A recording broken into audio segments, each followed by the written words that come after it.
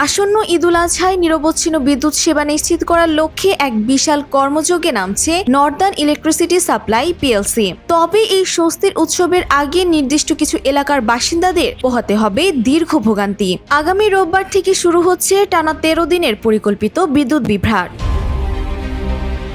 রাজশাহী নেসকোর নির্বাহী প্রকৌশলী মোহাম্মদ আনোয়ার হোসেনের সই করা এক জরুরি বিজ্ঞপ্তিতে জানানো হয়েছে 33 কেভি এবং 11 কেভি বিদ্যুৎ লাইনের রক্ষণাবেক্ষণ এবং গাছের শাখা প্রশাখা কাটার জন্য প্রতিদিন সকাল 8টা থেকে দুপুর 2টা পর্যন্ত টানা 6 ঘন্টা বিদ্যুৎ সরবরাহ বন্ধ থাকবে।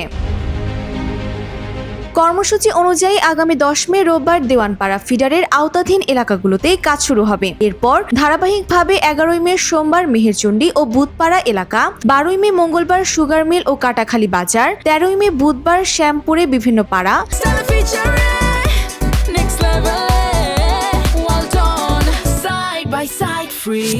এবং 14 মে বৃহস্পতিবার কড়াইতলা ও পশ্চিম বুধপাড়া এলাকায় বিদ্যুৎ থাকবে না।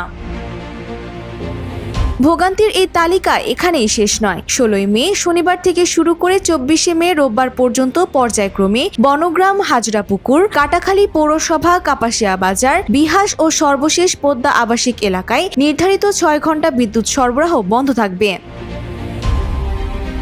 নেসকোর কর্তৃপক্ষ জানিয়েছে, কোরবানির ঈদে যেন গ্রাহকরা কোনো ধরনের লোডশেডিং বা কারিগরি ত্রুটির মুখে না পড়েন, সেজন্যই এই আগাম প্রস্তুতি। সাময়িক এই অসুবিধার জন্য তারা গ্রাহকদের কাছে আন্তরিক দুঃখ প্রকাশ করেছে।